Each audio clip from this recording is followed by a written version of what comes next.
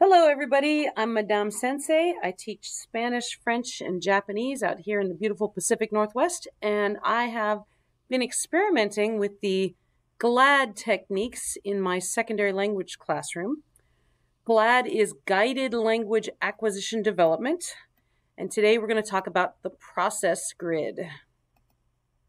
So, an example of a process grid is everything you do is going to start with the process grid. Hopefully, you're going to have your colleagues help you make it with you, but you have to start with this before you do anything, before you do any planning of your unit, before you do any individual lessons or anything. You're going to sit down and write up a process grid before showtime, before you even set foot in the class to teach the unit.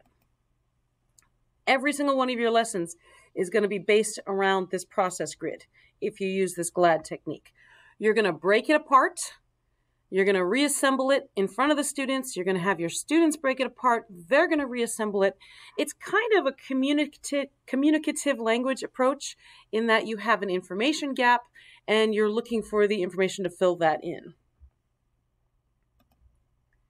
When you get lost, you're going to refer back to your process grid. So it's always there for you in the background. It starts off, you're the only one who sees it. Your students don't see it because you are going to assemble it in front of them and break it apart in front of them and reassemble it in front of them. And they're going to be assembling it. Okay. And by the end of your unit, you're going to look down at what you've done and you're going to say, well, what do you know? We just reinvented the process grid that I started with. And you're going to be like, it's a circle of life kind of thing.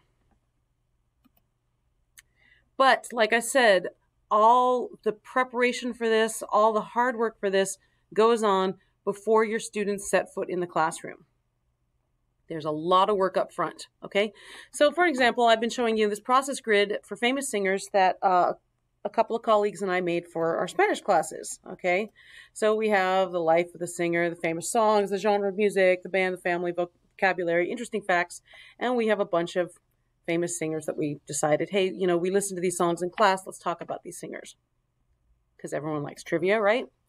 So the first problem I came up with was the problem of the zone of proximal development, which we linguists call N+1, and we young linguists, well, you young linguists, I'm old, call I+1.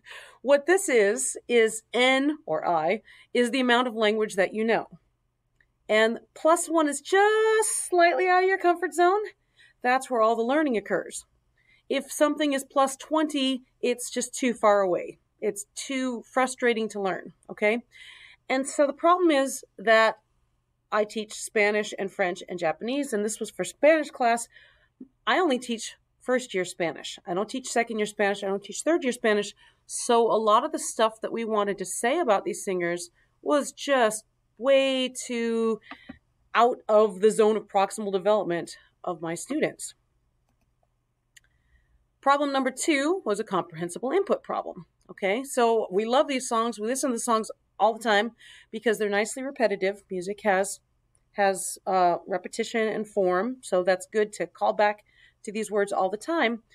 But the vocabulary that you need to understand that limón y sal has to do with I love you in spite of your flaws is not the same vocabulary that you need to know that Marc Antony used to be married to Jennifer Lopez. It's not the same vocabulary that you need to know that Oscar de Leon suffers from alopecia. They just don't go together. They're just too disparate. So I started thinking about maybe not a process grid, but a skills grid. What skills do I want my students to have? And maybe I can tweak the process grid to be more like that, of what focused on the skills I want my students to have, not just filling their head with vocabulary that's not connected to each other. So in our first tweak, we came up with a skill grid instead of a process grid that's based on what we want our students to know. And this is pretty accessible early in the year. By towards the end of the first semester, we can get our Spanish 1 students here. And again, the problem is I'm one of 4 Spanish teachers in the district. I'm the only French teacher. I'm the only Japanese teacher. I can do whatever the heck I want in those classes. But in my Spanish class, what if I have a student who needs to transfer in the middle of the semester to one of my colleagues? Or, what if I send all my Spanish 1 students to Spanish 2 and they know a bunch of weird vocabulary about Mark Antony's love life, and my colleagues' students don't know that vocabulary? And what did I sacrifice? Because, as my colleague likes to say, I only have 180 instructional hours a year. What did I sacrifice to teach them this vocabulary? So by focusing on the skills that we want our students to have, we can all be more in line with each other. All right, so let's look at it closely, what we did. And please go ahead and take these ideas and run with them. Do whatever you like with them, okay? So first of all, you'll see in the skill grid, these cells are not filled in. So I remember my colleagues and I sat down and did the musicians, and that took us several hours to fill in all the details that we wanted, all the trivia that we wanted, which of course we really geek out about, but it did take a long time to fill it in. This took 5 minutes. This is, hey, these are the skills we want, and we didn't fill this part in. This is going to be what the students fill in. These are basically sentence frames now, okay? So by giving the students the control over this, we've made it more relevant. More relevant equals more engagement. More engagement equals easier to commit to long-term memory, and long-term memory achieved when you got that. That's what we want. That's the goal, right? So let's zoom in closely. On the left-hand column here, we just listed all the vocabulary that's introduced in Capítulo 2A, Chapter 2A. This is the vocabulary that the textbook that we all use wants the students to learn, okay? And yeah, occasionally we throw in other stuff, but we are following the textbook as a roadmap. We're not slaves to it, but it's a roadmap. That's why you got a textbook, right? Okay, so these are the classes in school. We threw in lunch, okay? But we just listed them off down the left-hand side. By the way, this column is going to become the graphic organizer input chart, the GOIC, and that's going to be our next episode of this video. Along the top, we have the classes, okay? That was this column right here. Then we have translation or picture. We'll talk about each of these in a second. Gustar, ¿cómo es? Ser, plus adjetivo. ¿En qué hora? ¿Cuándo? ¿Qué necesitas? Okay? These are the skills that either the student already has, because they learned gustar in Capítulo 1A, they learned gustar in 1A, or they're going to learn them in this chapter, okay? En qué hora, a few more adjetivos, necesitar, they're going to learn how to conjugate that. So these are the skills the students are working on or have already mastered. So again, this is the left-hand column, the classes. This is the top we're looking at right here, okay? Top row is going to become the pictorial input chart, or PIC. That'll be 2 episodes from now. So let's talk about the cells that I put up here. First of all, because memory is visual, we always want the students drawing as much as possible. We always want the students holding things in their hands as much as possible. We want visual things that are going to help the students. So that translation picture, that's basically from your Freyer diagram or your term information picture or your sketch notes or whatever it is you're doing with your students to have them draw, okay? Have them start with a doodle. That'll start activating their memory. Gustar, that was introduced in 1A.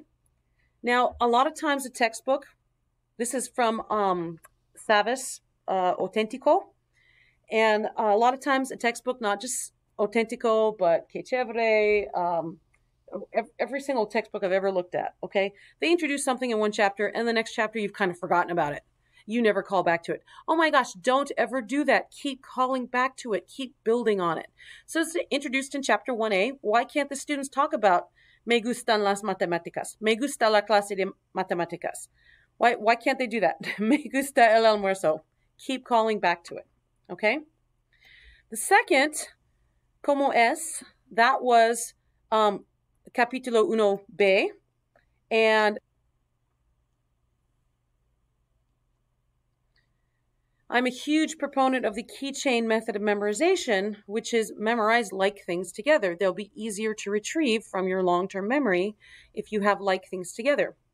So when we learn descriptive adjectives in Capítulo 9, I put in a bunch of other stuff that I knew that they were going to need for this chapter too. Some more adjectives to put them together. Ser, they learned, but in the textbook, they only learned soy and es and eres. Those are the only three they learned. They don't learn any of the plurals. Except in the para empezar section, they learn son in as much as telling time. So, son las dos, son las cinco, es la una. So I went ahead and front-loaded when I was teaching them ser. Why don't they learn all the conjugations at one time? Because that'll help their brain. Okay? So they already know they can talk about las matemáticas in the plural if they want, or they can talk about la clase de matemáticas in the singular. Both is fine. Okay? This next column, en qué hora, these are new words. Okay? The ordinal numbers, primera, segunda, tercera, all that. That's all new. And, you know, as long as I'm teaching them the feminine, I'm going to teach them the masculine too, because the Señor Woolley has a great song with the masculines in him. So it's super easy to do that. And also when I'm playing Blue Kit with them, I'm narrating. And that's in another video. But anyway, go ahead and front load. Okay? And then the next column, the cuando column, that's going to call back to that para empezar, because they learn time. And hopefully, we've been talking about time every day. ¿Qué hora es? You know, at least once per class, point to the clock and ask them what time it is. So they can call back to that fairly easily. And then the last column, ¿qué necesitas? That's this chapter is the chapter that introduces AR verb conjugation. Okay, now my classes have already been doing that just because I don't want to wait halfway through the year before I do it, but this is really good practice, okay? And there'll be a lot of school supplies, which I already front-loaded with because Para Empezar has half the school supplies and all the rest of the school supplies are here. Why not teach them all at the same time? Because of the keychain method, it'll be easier. So this chapter, by the time they get here, this stuff is pretty easy for them. It's very accessible, okay? So one of the things I love about doing this is that in a normal process grid, you fill in the cells yourself, and then you teach the content of each cell to the student. Okay? It's very much sage on stage. But by turning into skills grid, suddenly the students are creating their own content. So now we've set out sentence frames for the students to play with, and it's nothing but play and experimenting and putting things together in new ways. And they follow the columns, they construct sentences for one, for all the cells, for combinations of the cells, and suddenly they're higher on Bloom's taxonomy. They're creating, okay? It's not just the rote memorization, it's not just the understanding. They are applying. Hopefully they're evaluating between the different columns and what they want to say. They're analyzing, but really we're up here already up at the top of Bloom's taxonomy. So put that in your yearly evaluation. Suddenly, the vast majority of the things that students want to say about their school schedule becomes accessible. Okay, before maybe they were a deer in headlights, there was a little too much, and they were like, where do I start? They can just go bang, bang, bang down the columns. Oh, here we are, gustar, ciencias sociales. Me gustan las ciencias sociales. Me gusta la clase de ciencias sociales. El arte es interesante. You know, tengo la clase de educación física en la tercera hora. You know, whatever they want to say, suddenly they're creating and they're not parroting. And it's really exciting to see this. This was for one of my French classes, French 1. We're working on family. And so I had them make a skill grid I wrote family members here, drew their picture, you know, they wrote the age of the family members, descriptions, because it's hard for them to remember. Como est-il doesn't mean how are they feeling. It means how are they as a person? What do they like to do? And what do I like to do with them and why? So now we're getting into like Riesing, which is really exciting. And look, they just wrote paragraphs and paragraphs and paragraphs and paragraphs and paragraphs about their family. And suddenly it was really easy for them to do. Whereas before, when I used to do this, it took a little longer to get them to write a paragraph. So, and now I have them hold the paragraph up and read it.